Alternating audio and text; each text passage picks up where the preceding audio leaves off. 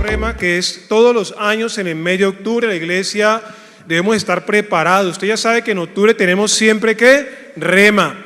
Hemos venido haciendo unas ofertas para facilitar el acceso a la convención. Arrancamos temprano en el año, esta es la tercera espacio de descuentos.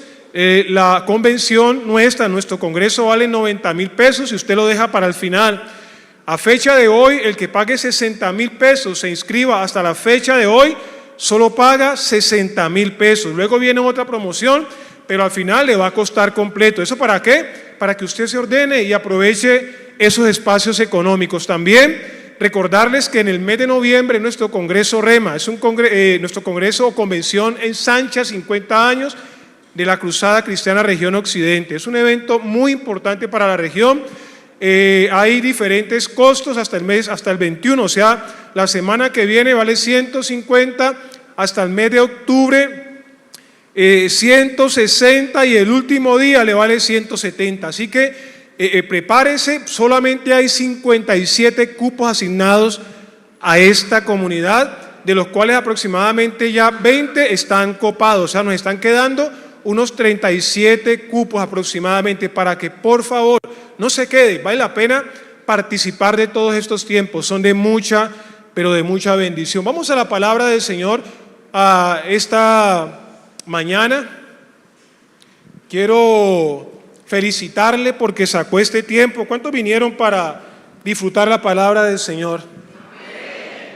Dígale al que está al lado, prepárate para disfrutar. Dígale así, En su Biblia, por favor, en Efesios capítulo 4, he titulado la enseñanza de hoy, el diseño de Dios, el diseño divino para una iglesia madura. ¿Cómo es el título de la enseñanza de hoy? El diseño de Dios para una iglesia madura. Efesios 4, 1 al 16 dice la palabra del Señor lo siguiente. Voy a leer en la Reina Valera, versión 60. Por lo tanto, yo prisionero por servir al Señor, perdóneme que estoy en otro lado aquí, y ya lo modifico. Yo quería saber si estaban pilosos. Yo pues preso en el Señor, les ruego que anden como es digno de la vocación con que fueron llamados, con toda humildad y mansedumbre, soportándose con paciencia los unos a los otros en amor, solícitos en guardar la unidad del Espíritu en el vínculo de la paz. Un cuerpo, un espíritu, como fueron también llamados en una misma esperanza de su vocación. Un Señor, una fe, un bautismo, un Dios y Padre de todos, el cual es sobre todos y por todos y en todos. Pero a cada uno de nosotros fue dada la gracia conforme a la medida del don de Cristo, por lo cual dice, subiendo a lo alto llevó cautivo a la cautividad y dio dones a los hombres, y eso de que subió, ¿qué es? Sino que también había descendido primero a las partes más bajas de la tierra. El que descendió es el mismo que también subió por encima de todos los cielos para llenarlo todo. Y él mismo constituyó a unos apóstoles, a otros profetas, a otros evangelistas, a otros pastores y maestros, a fin de perfeccionar a los santos para la obra del ministerio, para la edificación del cuerpo de Cristo. Que todos lleguemos a la unidad de la fe y del conocimiento del Hijo de Dios, a un varón perfecto, a la medida de la estatura de la plenitud de Cristo, para que ya no seamos niños fluctuantes, llevados por doquiera de todo viento de doctrina, por estratagema de hombres que para engañar emplean con astucia las artimañas del error, sino que siguiendo la verdad en amor, crezcamos en todo aquel, en aquel que es la cabeza, esto es Cristo, de quien todo el cuerpo bien concertado y unido entre sí por todas las coyunturas, que se ayudan mutuamente según la actividad propia de cada miembro, recibe su crecimiento para ir edificándose en amor. Padre, en el nombre de Jesús, aquí está la palabra. Suplico tu dirección, suplico tu guianza, Espíritu Santo. Tú eres el autor de la palabra y tú eres el que la pone en el corazón. Ayúdame para que pueda ser fiel y para que pueda trazar esta palabra con la intención que tú la depositaste. Bendigo a la iglesia, bendigo este lugar, bendigo este tiempo, en el nombre que es sobre todo nombre, en Cristo Jesús. Amén y amén. Déjeme decirle algo. ¿Sabe cómo se siente o la frustración que uno experimenta cuando una persona de 30 o de 40 años se comporta como un niño pequeñito y cabezón, que patalea, que hace berrinches? ¿Sabe cuánta frustración produce eso? En el plano físico, escúchenme, la falta de crecimiento, de desarrollo es una tragedia médica, clínica, pero en el ámbito del plano emocional es una disfuncionalidad. No crecer, no desarrollarse médicamente es un problema clínico, pero en el ámbito emocional es una tragedia, es una disfuncionalidad. Ahora, nos alarma que en el mundo natural un cuerpo se niegue a crecer. Eso causa alarma, pero sin duda, escúcheme bien, la falta de madurez es algo que produce dolor. La falta de madurez es algo que inquieta. Ahora déjeme decirle algo. ¿Cómo es posible que muchas congregaciones, en muchas iglesias locales, estén llenas de bebés espirituales? Llevan 5, 10, 15, 20 años sentados en una banca. Siguen necesitando beber leche espiritual. Se ofenden por cualquier cosa con facilidad. No son pacientes, no son humildes. ¿Y sabe? Y son vulnerables a cualquier idea extraña que vean en las redes sociales. La pregunta que tenemos que hacernos esta mañana es: ¿cómo pasamos de ser esa audiencia infantil, pasiva, para convertirnos en una iglesia madura, sólida, una iglesia inamovible? El apóstol Pablo, escúcheme bien, nos va a responder en estos 16 versículos esa pregunta. Él nos va a mostrar que la madurez de la iglesia no es un accidente, es el resultado de un diseño que fue estructurado perfectamente por Dios. Hoy vamos a descubrir los 3 componentes del diseño divino para transformar nuestra mentalidad y para activar el crecimiento saludable de la iglesia. Así que prepare sus sentidos. Lo primero que quiero compartir desde la perspectiva del apóstol Pablo, y que fue lo que el Espíritu Santo le dio para que nos enseñara, y bajo la expectativa de la carta a los Efesios, es que el fundamento de la madurez, ¿de qué depende? ¿Cuál es el piso que sostiene, sobre el cual se edifica la madurez? Una vida digna, una vida de unidad. Escúcheme bien, por favor. Cuando yo hablo de madurez en la iglesia, yo estoy hablando de vidas dignas, es decir, coherentes con lo que dice la palabra de Dios, pero también que esas vidas dignas vivan en unidad. Los versículos 1 al 6 que acabamos de leer hablan de esa dignidad, hablan de esa unidad. Miren, la madurez de la iglesia no es una cuestión de métodos o de estrategias externas.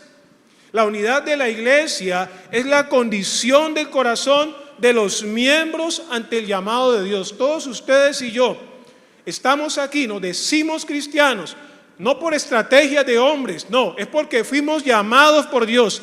Cuando usted lee Efesios 4, tiene que entender que hay un trasfondo 3 capítulos atrás, y los 3 capítulos previos al capítulo 4 hablan del llamado de Dios. Hablan de la posición teológica que tenemos en Cristo y que todo creyente debe tener. Eso se llama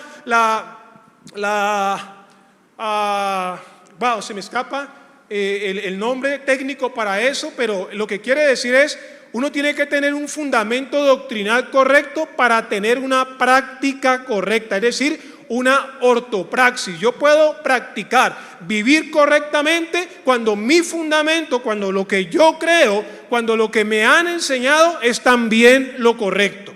Déjeme decirle algo, y es que, escúcheme, hablando de esto de la vida digna, escúcheme, por favor, en los mercados antiguos, porque cuando Pablo habla, los términos que Pablo utiliza, él extracta, cuando uno lee este texto en el griego original, en el koiné, que era la lengua popular de la época de Pablo, hay verdades implícitas en ese lenguaje original que cuando leemos la Biblia desde nuestra posibilidad no las podemos entender. Por eso es importante decirle lo que voy a decirle para que usted pueda entender la magnitud de lo que Pablo está diciendo cuando habla de vidas dignas y de unidad. En el antiguo mercados, los comerciantes utilizaban una balanza que tenía 2 platos. ¿Qué significa eso? Para poder vender mercancías como el oro y las especias finas, costosas, como el nardo puro que derramó María, la hermana de Lázaro, sobre Jesús, en un lado ellos colocaban una pesa estándar y ahí colocaban una piedra de 1 libra en un lado de la balanza, pero del otro lado, en el otro platillo, ellos colocaban el producto que iban a vender. ¿Qué quiere decir esto? Si el comerciante ponía menos producto, la balanza se inclinaba a favor de la piedra. Es decir, si la piedra pesa 1 libra y yo le voy a vender 1 libra de especias o de oro, entonces 1 libra tiene que pesar 1 libra. Si a usted lo estaban engañando con el pesaje, si era menos de la libra, entonces la balanza se inclinaba del lado de la piedra. Eso decía que había fraude. La balanza solo era digna, escuche bien, solo era digna cuando ambos platos quedaban perfectamente alineados y equilibrados. La piedra pesa 1 libra, el oro que te estoy vendiendo pesa otra. Eso se llamaba una vida digna. Ahora, ¿a qué viene esto? Escuchen. Efesios, en los primeros 3 capítulos, habla de lo que Dios ha hecho por nosotros, del perdón, habla de la gracia, habla de la redención, habla de la reconciliación, habla de habernos sellado con el Espíritu Santo. Ese es un lado de la balanza. Pero del otro lado de la balanza es cuando comienza el capítulo 4 y hasta el versículo 4 y hasta el 16. De un lado de la balanza está lo que Dios ya hizo, lo que tú eres en Cristo. Del otro lado de la balanza está ya no lo que Dios hizo, sino lo que ustedes y yo tenemos que hacer. Ya Dios puso su pesa del lado de la balanza. Ahora tú tienes que poner la parte tuya. ¿Y cuál es la parte tuya? Vivir en concordancia con lo que Dios ya hizo, con lo que Dios ya colocó. Si nuestra vida no se equipara, si el peso de nuestra vida no se iguala, no se equilibra con el peso de lo que Dios ha colocado, de lo que Dios ha hecho, algo está pasando, algo no entendimos, algo estamos haciendo mal. Escúchame, una vida desequilibrada, mucha doctrina, mucho conocimiento bíblico, pero un mal carácter, por ejemplo, en tu casa. Eso es un fraude espiritual que daña el testimonio de la iglesia. Por eso quiero decir entonces en primera instancia con respecto a ese fundamento, miren, Dios demanda de una caminata que sea correspondiente con lo que Él ha hecho. Tu estilo de vida tiene que reflejar lo que Dios ha hecho antes en tu vida. Por lo tanto, es un conector, que quiere decir que vivir dignamente significa poner el peso correcto en esa balanza. Tu conducta diaria tiene que reflejar la posición celestial que tienes en Cristo.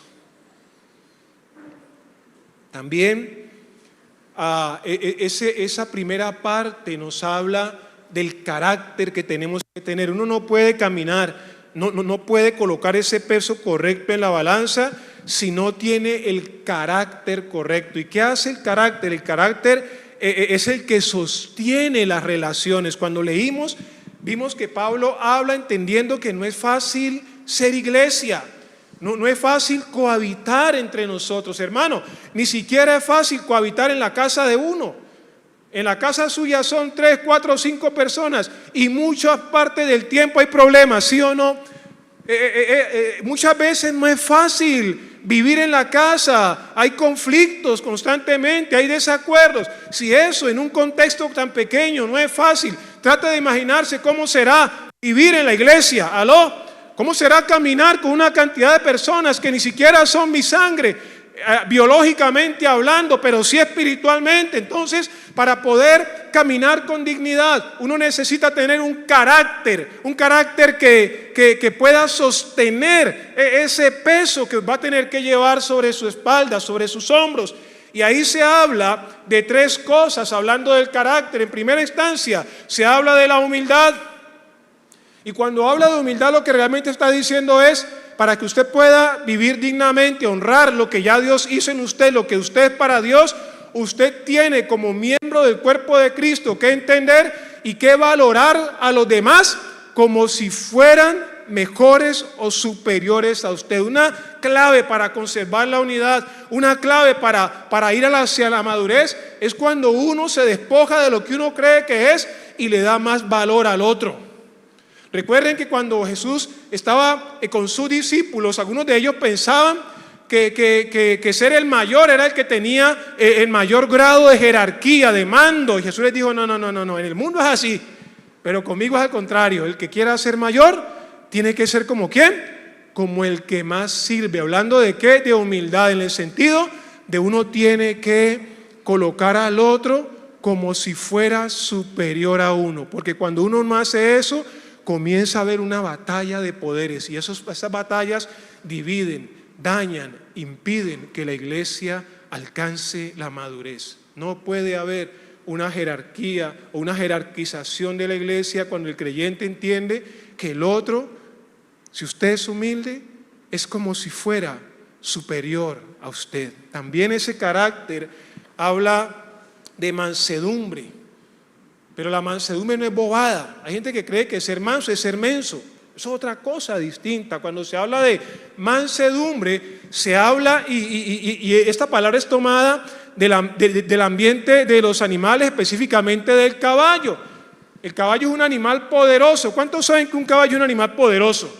Hermano, cuando usted para al lado de un caballo y el caballo medio hace los músculos así, yo quiero salir corriendo, ¡wow! Una potencia, una fuerza. Pero sabe que a ese caballo lo doman y le montan encima y él no ha perdido su poder, él no ha perdido su potencia, solamente que ese caballo se deja doblegar para llevar a alguien sobre él. Esa es la figura que Pablo usa en la mansedumbre. Quiere decir que nosotros tenemos que ser fuertes, no por imponer nuestra fuerza. La mansedumbre es seguir siendo poderosos, pero bajo el control y la dirección del Espíritu Santo de Dios. Usted sigue siendo fuerte, usted no renuncia a su vigor.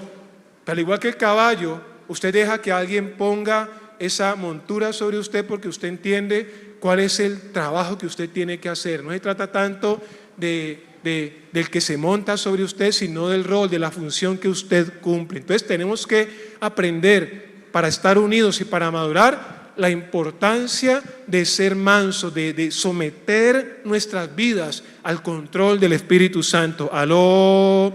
Y por último, en ese primer punto, en ese punto B, hablando de ese carácter, es la paciencia. ¿Para qué la paciencia? Hermano, dice, sopórtense unos a otros. ¿Cuántos saben que es difícil soportar a un cabezón o a una cabezona? Ustedes saben que cuando digo cabezón me refiero a esa gente que no es que tenga la cabeza grande, sino que es terco. Hay gente que dice, pero yo no voy así, tengo la cabeza generosa. No, yo no estoy hablando de usted. Es una metáfora para decir que hay gente que es dura de entendimiento, que no cede.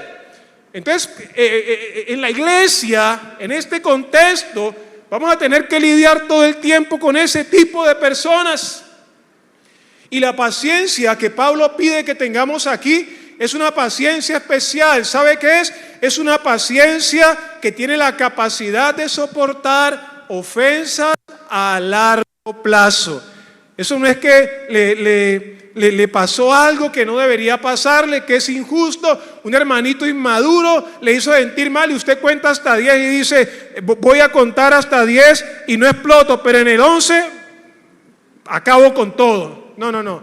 Hermano, usted tiene la capacidad de aguantar, pero de seguir ¿qué? Soportando. Déjeme decirle que en el mundo de afuera, wow, esto es una tontería, no funciona, ojo por ojo, diente por diente. Pero en la iglesia, hablando de la madurez y hablando de la dignidad, de esa vida que se corresponde con el llamado y con lo que Dios ha hecho, uno tiene que aprender a desarrollar esa paciencia. La paciencia tiene que ser algo distintivo del carácter de una persona que ha sido llamada, que ha recibido una vocación en Cristo. ¡Aló! ¡Wow! Dale un aplauso al Señor.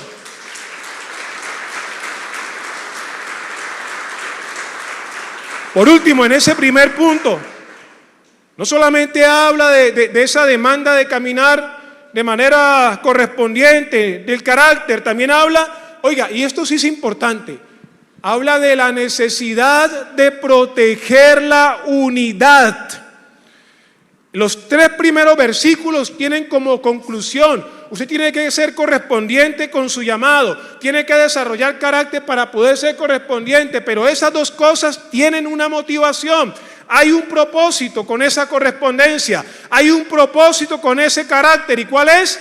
Que protejamos la unidad. Proteger la unidad para poder madurar, para que la iglesia pueda permanecer unida frente a todos los ataques que vienen desde adentro, pero también los ataques que siempre han venido, vendrán o están y seguirán viniendo. Hay que proteger la unidad. Y déjeme decirle algo, la palabra que Pablo utiliza es una palabra griega que no la menciono para que no nos enredemos, pero le digo lo que significa. No es proteger la unidad de cualquier forma. Cuando Pablo dice que protejan la unidad, el término que él utiliza para esa expresión es hay que defender la unidad a toda costa. Como cuerpo de Cristo, es que la madurez, entendamos una cosa, en el cuerpo de Cristo, que es la iglesia, la madurez no se alcanza de manera o de forma individual. No. Entendamos el principio teológico.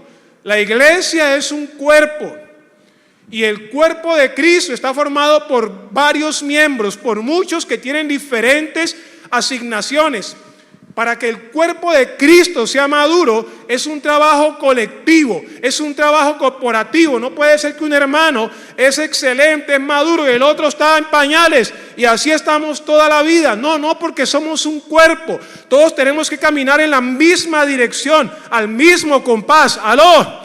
Entonces, por eso se habla de la importancia de proteger la unidad. Y lo que Pablo dice aquí, hermano, no es proteger la unidad de manera descuidada. Eso yo lo hago porque hay que hacerlo, porque si yo no lo hago, ¿quién lo va a hacer? No.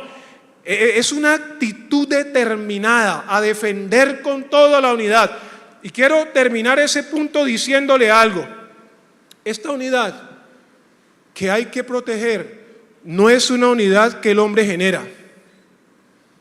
No es una estrategia humana. Es que hicimos un plan para estar unidos. No tiene nada que ver con eso. La unidad a la que el apóstol Pablo habla aquí, respetando el contexto de Efesios, los 3 primeros capítulos, es la unidad del Espíritu, la unidad que la iglesia debe proteger y en la cual la iglesia se debe mover. No es creación humana, no es el producto de un consenso social o de la membresía de la iglesia. No es así. Es la unidad que ya el Espíritu creó. Pastor, ¿cuál unidad? Cuando tú vas al capítulo 2 de Efesios, te vas a encontrar con que Cristo, por medio del Espíritu Santo, hizo de dos pueblos un solo pueblo. Los unió a pesar de ser tan diferentes. ¿Cuáles fueron los dos pueblos? La nación judía, que tenía los pactos y las promesas, pero también los gentiles. El Espíritu Santo los fundió en un solo cuerpo. La unidad no hay que crearla, no hay que inventársela, ya la tenemos. Cuando fuimos llamados por medio del Evangelio y recibimos ese llamado y esa vocación de parte de Dios, el Espíritu Santo nos fundió en el cuerpo de Cristo como iglesia. La unidad ya la creó el Espíritu Santo. ¿Qué es lo que nos corresponde como iglesia? Defender a capa y espada, que el Espíritu Santo por su gracia ya nos concedió. Aló, escúcheme, no estamos peleando para crear unidad. No, eso es teológicamente incorrecto. Estamos peleando para conservar la unidad que ya Dios nos dio por medio de la obra del Espíritu Santo. ¡Aló! Es como el que se casa con una mujer o la mujer con un hombre. Génesis dice, ¿se hacen una qué? Entonces, ya tú no tienes que crear ninguna unidad, ya la unidad está dada, ¿sí o no? Ya son uno solo. Ahora, la vida matrimonial, ¿qué corresponde? Proteger a capa y espada, ¿qué? Esa unidad. Es el mismo caso de la iglesia como iglesia. Wow, Señor, es tiempo, sigamos adelante.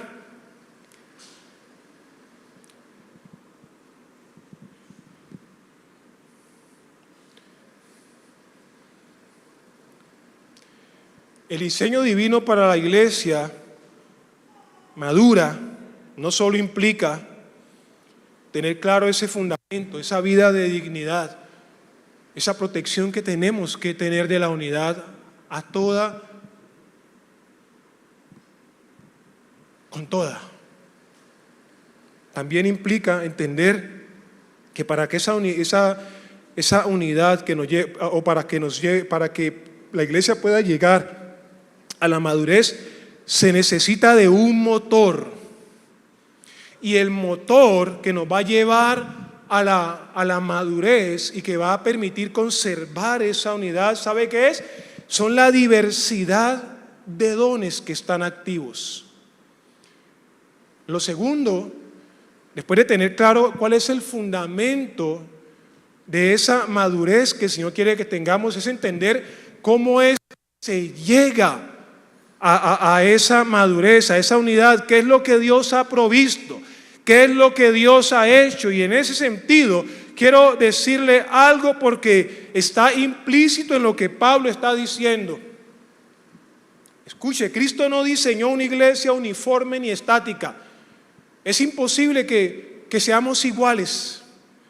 Hermano, ni un par de esposos se parecen en nada. Ahora imagínese decenas o centenas o miles de personas. O sea, la uniformidad no es el propósito de la iglesia, ni mucho menos que la iglesia esté estática. ¿Sabe? El Señor, para hablar de la unidad que Él quiere, enriqueció, dotó a la iglesia, al cuerpo de Cristo, con capacidades distintas, con líderes, servidores, para activar la iglesia. Efesios capítulo 4:7 habla de los dones que Él le da a todo creyente. Escúcheme bien, por favor, que esto es muy importante. Toda persona que está aquí, desde el más nuevo hasta el más antiguo, quiero que me escuche, por favor.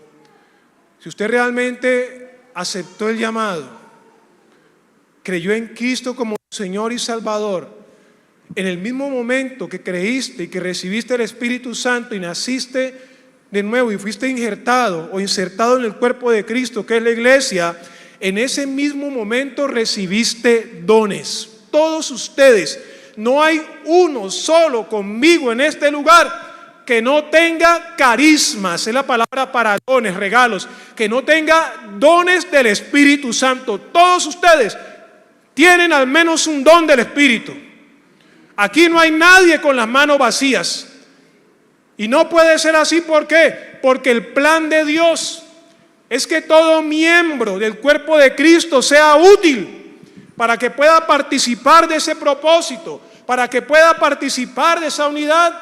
Es por eso que no debe haber ningún creyente inactivo en la obra de Dios. ¿Por qué? Porque los dones te fueron dados no para que te los cuelgues como una medalla en el pecho, no para que le tomes una fotografía como los diplomas y los pegues en la pared de tu habitación o de tu estudio, de tu oficina o de tu sala. No, no, no. Los dones fueron dados para guiar a la iglesia a la madurez y para que podamos entender la importancia de la unidad. Escúcheme bien lo que le voy a decir. Eso es el versículo 7. Pero el versículo 11 vuelve a hablar de otros dones. Esos ya no son dones individuales, ya son dones de ministerio. Hay regalos individuales que Dios les da. Primera de Corintios capítulo 12, a eso se refiere Pablo. Pero hay dones que son generales y son los ministerios. Y en el capítulo 11 de Efesios 4 habla al menos de 4 o 5 ministerios. Digo 4 o 5 porque teológicamente hay una postura diversa allí, porque dicen que el ministerio de pastor y maestro es uno solo. Otros enseñan que son 5. Lo importante es que la función se cumple. ¿Aló? Entonces escuche bien, hay dones y regalos de Dios para llevar a la iglesia a la madurez. Uno de esos dones están en usted. Ese don que Dios te dio, trate de pensar en eso. ¿Qué don tienes? Ese don que Dios te dio es para que lo uses al interior del cuerpo de Cristo e impulses a la comunidad a la madurez, impulses a guardar la unidad de la comunidad. Pero sobre todos esos dones y para organizar su obra, Dios ha colocado 5 dones que ya no son carismas, son personas. Y habla entonces de pastores, habla de evangelistas, habla de maestros, habla de profetas y habla de apóstoles. Cuando uno mira esos 5 dones, esos 5 ministerios, uno ve que la intención de esos ministerios, número 1 es los apóstoles son los que establecen las iglesias y supervisan las iglesias. Los evangelistas, los que van y llevan la palabra por todo lado, como Felipe en Samaria. Luego vienen los pastores, están los profetas, que son los que tienen esa conexión especial con Dios y traen esa palabra revelada, particular de parte de Dios. Pero después de todos ellos, viene el ministerio pastoral. Es el que recoge el trabajo del evangelista, del profeta, el trabajo del apóstol. ¿Y qué hace? Pastorea y le enseña a las ovejas. ¿Aló? Entonces, todo eso es parte del diseño de Dios. ¿Para qué? Para la madurez y para conservar la unidad de la iglesia. Quiero decirle algo. ¿Por qué Pablo dice eso? Imagínese, por favor, en este tiempo en el que estamos, un partido, usted compra una boleta para la final de la Copa del Mundo. ¿Cuántos saben que hoy es la final? ¿Cuántos saben que hoy es la final? Ahí sí me entienden, ¿no? Porque aquí hay un poco de argentinos. Hubieran sido los paraguayos, ¿cómo dirían? Bueno, dejémoslo ahí. Entonces hay 80,000 espectadores.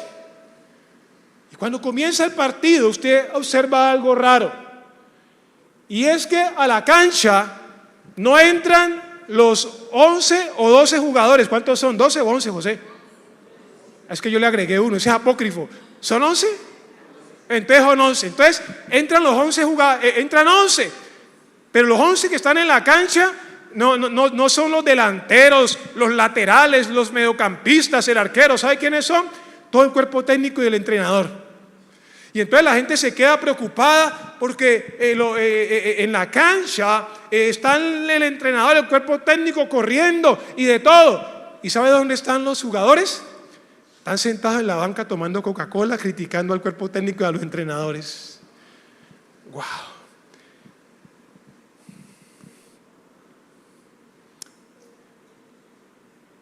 Hay una consternación. La gente mira confundida el espectáculo de un cuerpo técnico agotado, pero de un equipo de atletas pasivos e indiferentes. Déjeme decirle algo, lamentablemente muchas iglesias funcionan exactamente de la misma manera. Los miembros de las iglesias asumen que el ministerio consiste en sentarse en las bancas, observar y evaluar cómo el pastor y los líderes corren, predican, visitan a los enfermos, organizan cada evento hasta quedar exhaustos. El versículo 12 de este capítulo 4 aclara que el rol de los líderes es equipar, que el rol del pastor es entrenar, es remendar las redes. La palabra que Pablo usa para la capacitación del cuerpo de Cristo es una palabra muy importante, esa sí se la voy a leer. Es la palabra catartismos en el griego original. ¿Qué significa la palabra catartismos o catartismos? Es la palabra que se utilizaba en el ámbito médico cuando alguien se partía un hueso, un brazo se fracturaba. Entonces el médico tenía que llegar y coger ese órgano y tenía que organizarlo y volverlo a acoplar, colocar cada hueso en el lugar correcto para que pudiera funcionar correctamente. Es la misma palabra que se utiliza en el ámbito de la pesca cuando el pescador revisa sus redes, encuentra que están rotas, que ya no son funcionales, entonces se dedica a repararlas, a remendarlas para que puedan cumplir el propósito que tienen como redes. Entonces Pablo lo que está diciendo es, los líderes, el pastor, no somos los que estamos puestos para hacer operativamente el trabajo. Hemos sido puestos para entrenar a la iglesia, porque escúcheme, y tal vez esto no le va a sonar bien a alguno de ustedes. Los santos, o sea ustedes, toda la congregación, son los atletas llamados a saltar a la cancha para realizar la obra del ministerio. Mucha gente está en las sillas como esos jugadores, evaluando al entrenador, evaluando al equipo técnico, pero están desconectados y no han entendido que el pastor, que el liderazgo están puestos para formar, para capacitar, para entrenar, pero que el partido lo tiene que jugar la iglesia. Aló, ustedes son los 11 jugadores que tienen que saltar a la cancha. El éxito de un pastor no se mide, o de un ministerio. Yo quiero que sepan entender lo que voy a decir. El éxito de un pastor no se mide por cuántas personas se sientan a escucharlo en un servicio. Se mide por cuántas de esas personas están activamente sirviendo y transformando su entorno cada día de la semana. Aló. Si hay una iglesia sana, que crece a la madurez, que conserva la unidad, necesariamente la iglesia, ¿qué va a hacer? Va a crecer numéricamente. Eso es una consecuencia necesaria de la unidad y de la madurez. Pero escúcheme bien, pero la medida de un ministerio sano es la calidad de creyentes que están siendo gestados en las iglesias. Mi trabajo como pastor es el mismo trabajo que hace un sargento en el ejército. ¿Sabe cuál es el trabajo de un sargento en el ejército? Preparar a un soldado recluta que cuando llega no sabe ni siquiera embolar las botas que le pasan, no sabe cómo vestirse, no sabe cómo organizar los elementos de sus bolsillos, cómo debe ir la correa en su pantalón, pero más allá aún, no sabe cómo enfrentar a un potencial enemigo en el combate. ¿Sabe cuál es el trabajo de un sargento? Preparar a ese soldado que un día llega sin saber hacer nada, para que en el momento que le toque pueda pelear una batalla y pelearla en las condiciones correctas. Ese es el trabajo de un pastor. Mi trabajo como pastor es formar a la iglesia. es capacitarlos para que ustedes puedan hacer el trabajo o la vocación con la cual Dios los llamó. Ustedes fueron llamados por Dios con una vocación, con un ministerio, por eso recibieron dones. Mi trabajo es capacitarlos para que ustedes puedan cumplir con esa misión. Den un aplauso, Señor.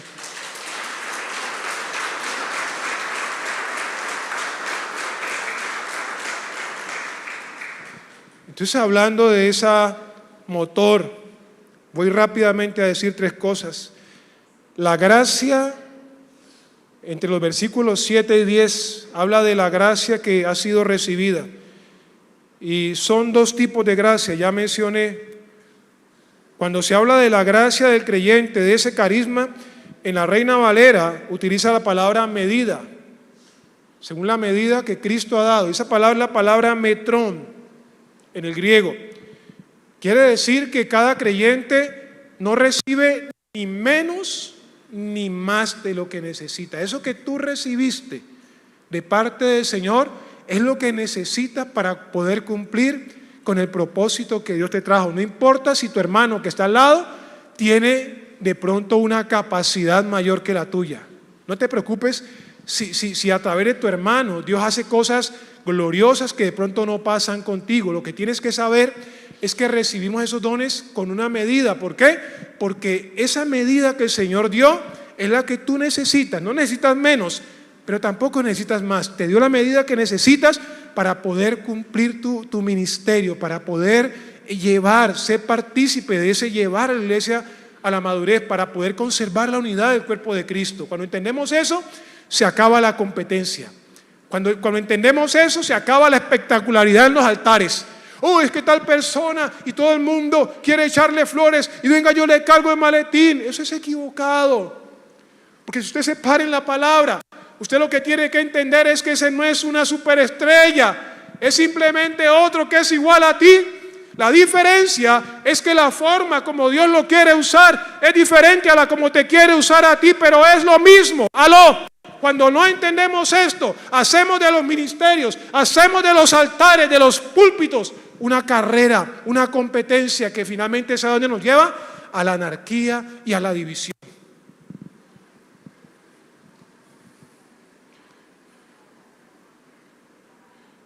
Esos dones que habla en Efesios 11, y el apóstol utiliza una expresión muy interesante, y es que habla del botín de guerra. Dice que Cristo, antes de dar esos dones, primero descendió a las profundidades y luego ascendió a las alturas, llevó cautiva la cautividad y dio dones a los hombres, y luego introduce los 5 ministerios. Hablar de esa máquina, de ese motor, es hablar de los líderes como regalos para la iglesia en el versículo 11.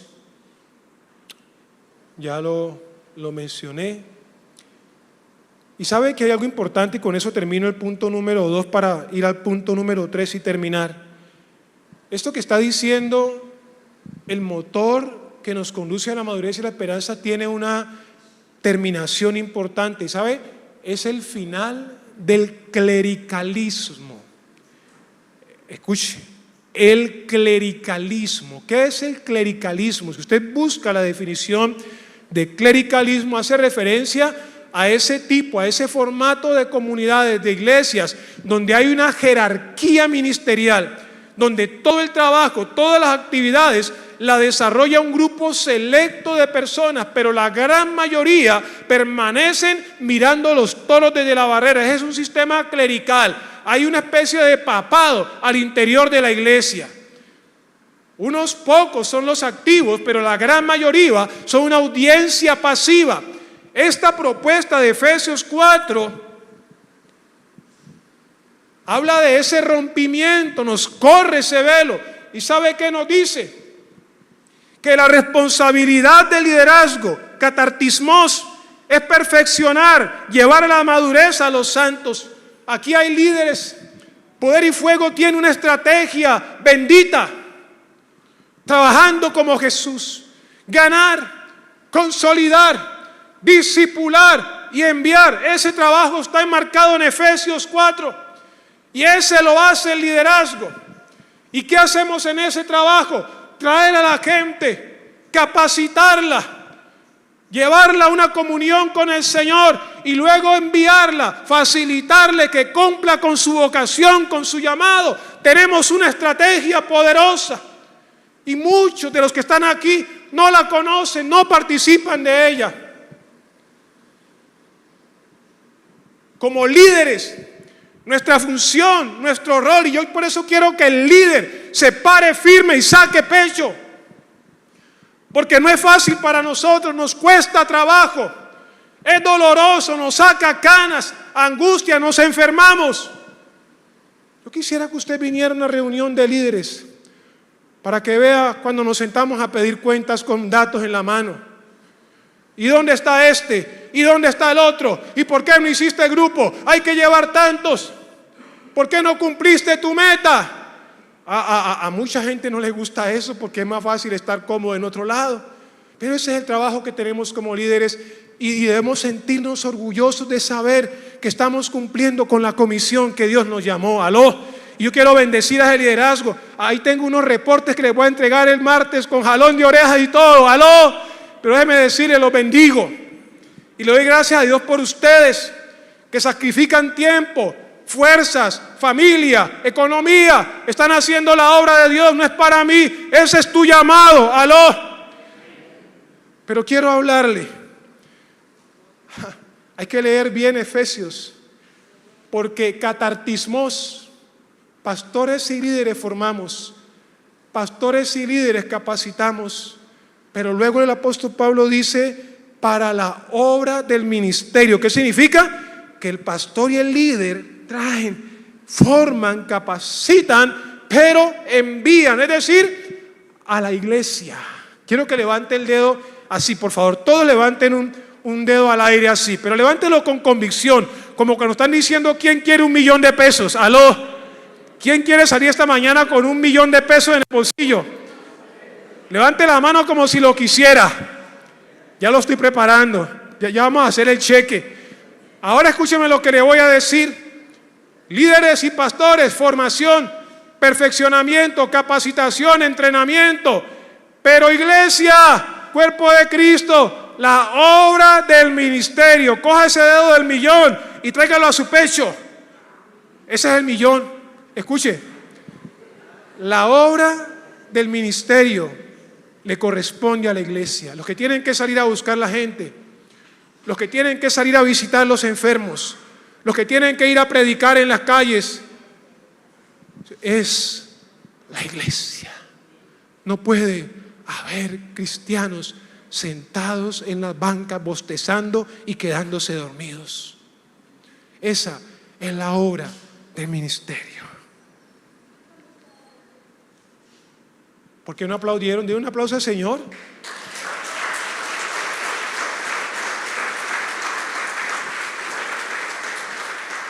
Voy a terminar con el tercer y último punto. Es un tema extendido. Perdóneme si me tome unos minutos, pero lo quiero terminar. Escúcheme, por favor. ¿Sabe para qué ese fundamento, esa dignidad? ¿Para qué esa unidad? ¿Sabe para qué ese motor? Para llegar al final. ¿Y cuál es el fin último? ¿Qué es lo que está buscando Dios con la iglesia? El Señor nos quiere guardar de tantas cosas, sobre todo de la falsa doctrina. Y cuando hablo de esto, ya no solamente hablo de la falsa doctrina en los púlpitos, en los altares, también hablo de la falsa doctrina social, de la forma como las comunidades, como los pueblos, como las naciones, como las generaciones están siendo adoctrinadas, de la forma como los jóvenes están siendo adoctrinados, de la forma como ciertas comunidades son adoctrinadas. ¿Y sabe por qué sabe por qué tanta gente cae en estas redes? Porque no tienen madurez espiritual. No pueden discernir el error porque no tienen madurez espiritual. Y no tienen madurez espiritual. Puede ser en parte porque hay un liderazgo pasivo, pero también y mayormente porque hay una comunidad indiferente, sentada en la banca cuando tiene que estar en el campo jugando el partido. Pablo decía: a los que tienen el entendimiento entrenado por la práctica. Escuche lo que voy a decirle. La meta de la madurez. ¿Sabe de qué depende esa meta?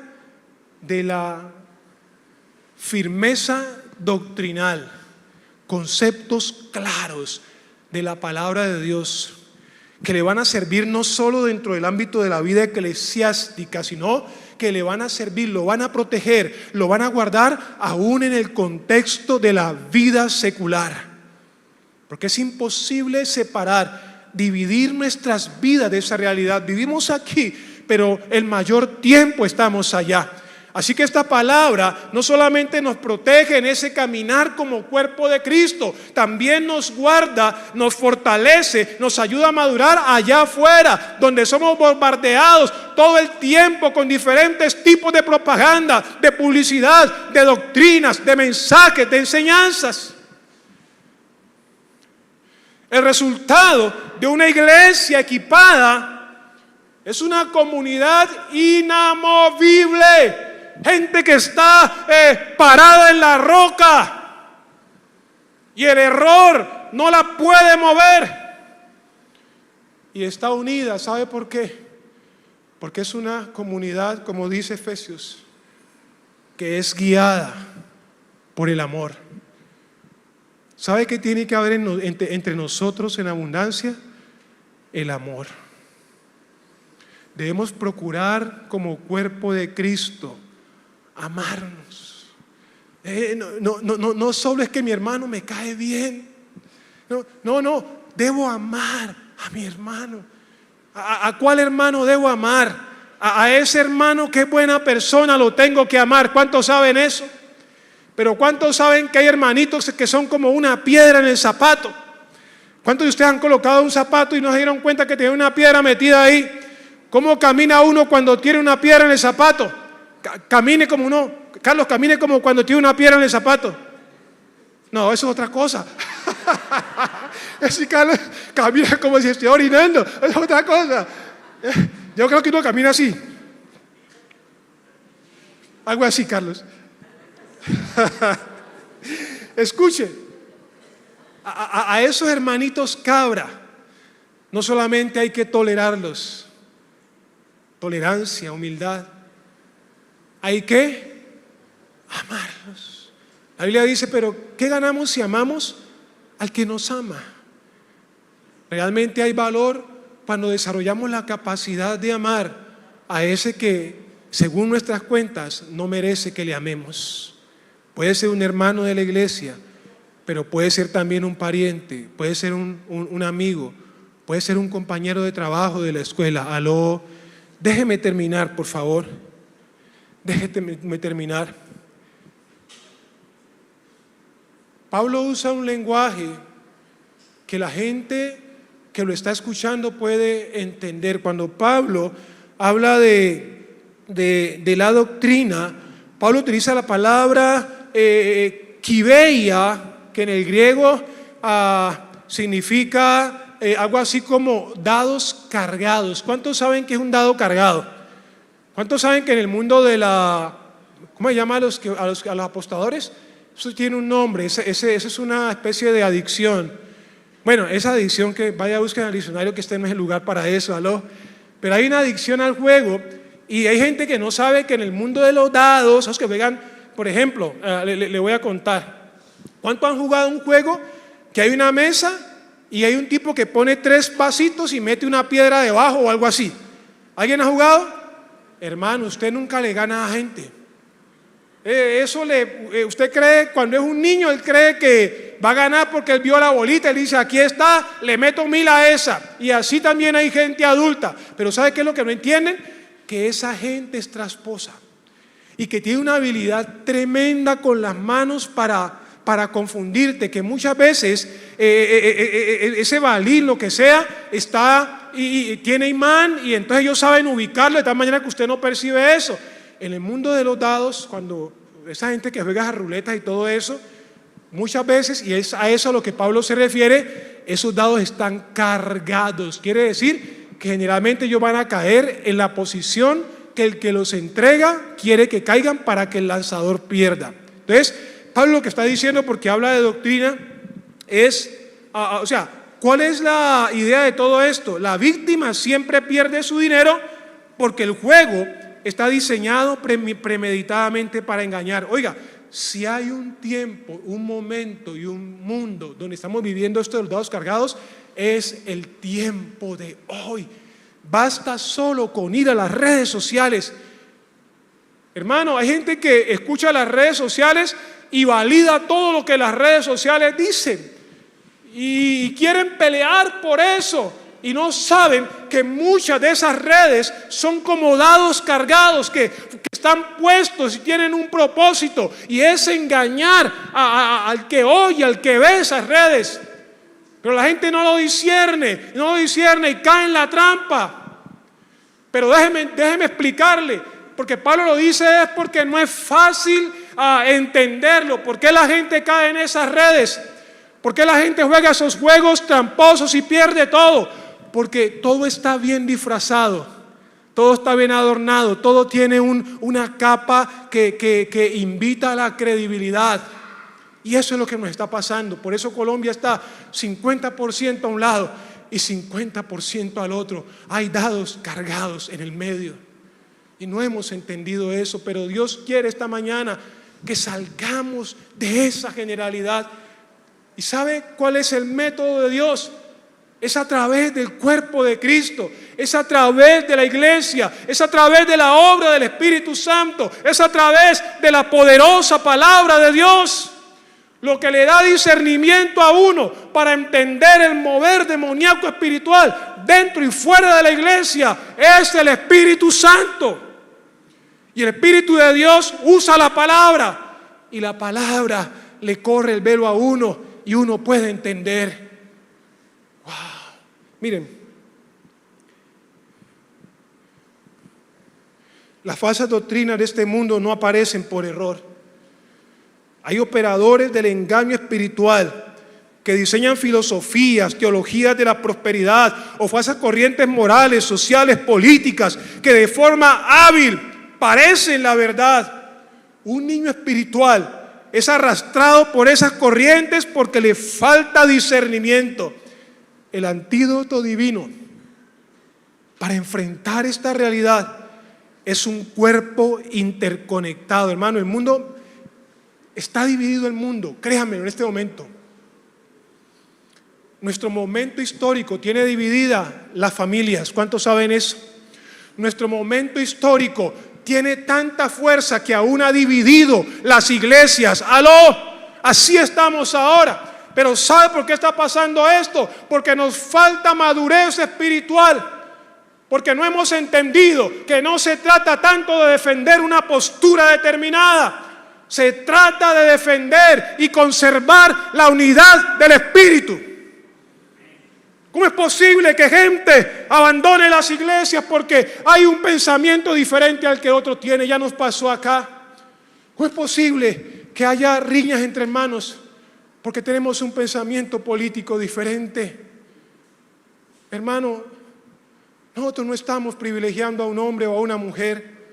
Hemos sido llamados a guardar la unidad del Espíritu.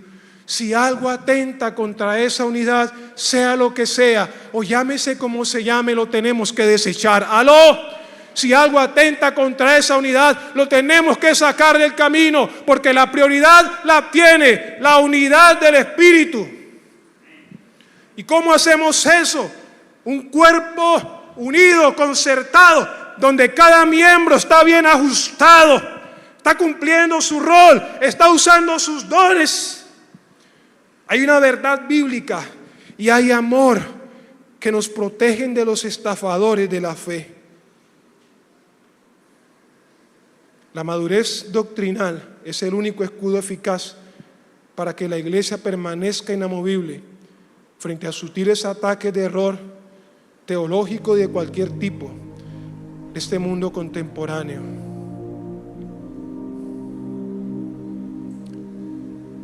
Yo quiero concluir de la siguiente manera. Hemos visto que el plan de Dios para nosotros requiere de un fundamento. Nuestra conducta diaria debe nivelar la balanza del llamado que tenemos, número uno. Pero también requiere de un motor. Entender que los pastores y líderes entrenan, pero que toda la congregación es la que juega el partido. Entender que hay una meta y es llegar a ser un cuerpo adulto firme ante el engaño y articulados en el amor.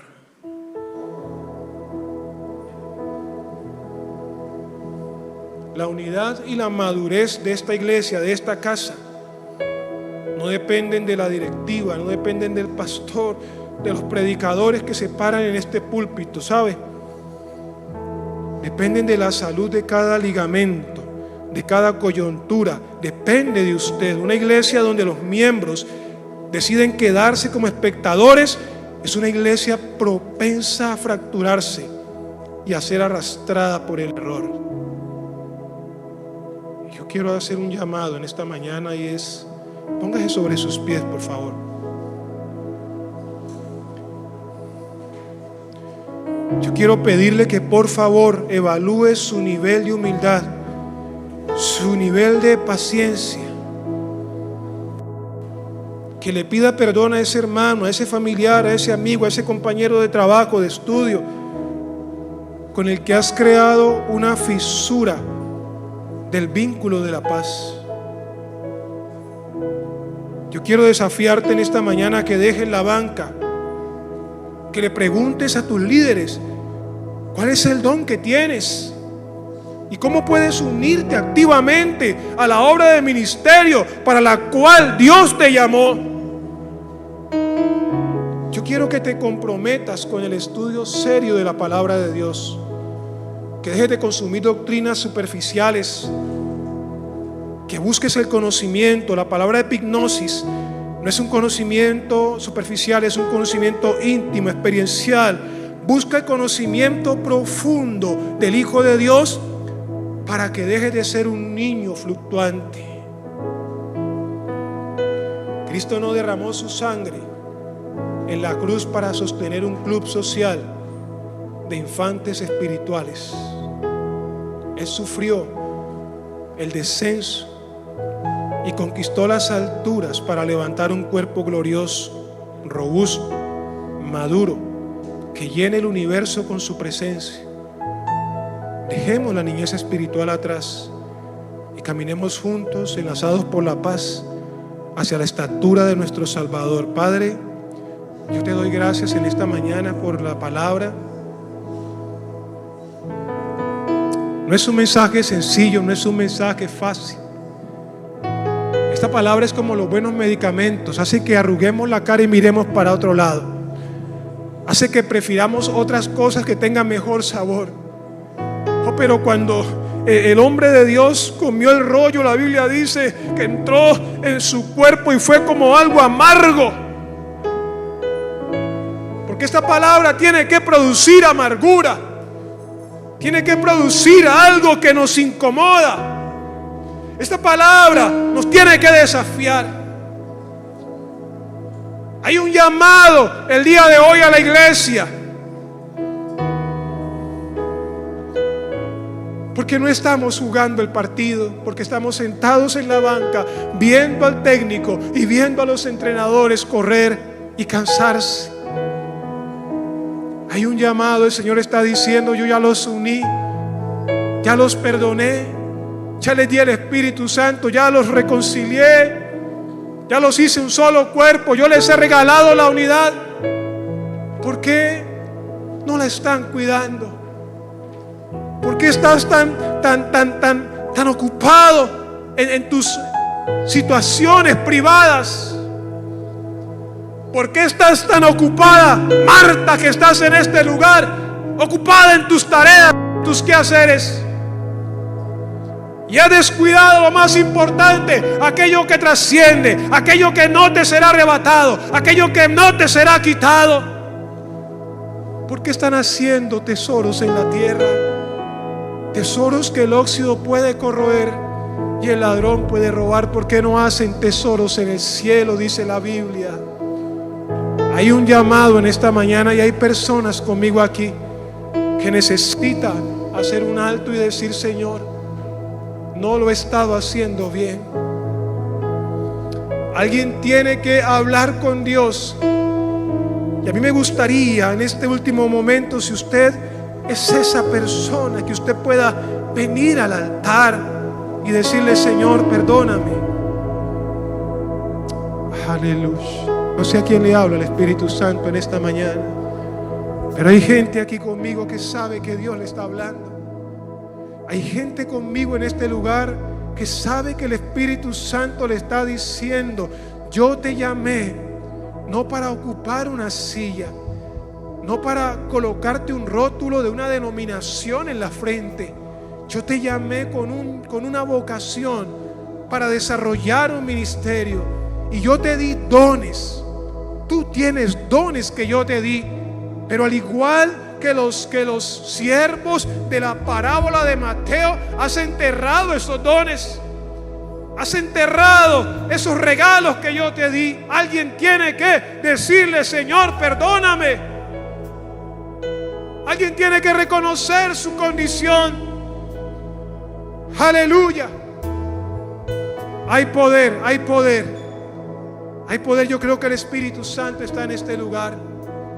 La Biblia dice: si hoy escuchas mi voz, no endurezcas tu corazón como en el desierto que me tentaron.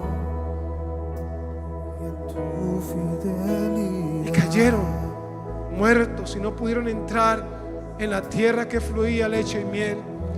Alguien tiene que venir al altar y encontrarse con Dios.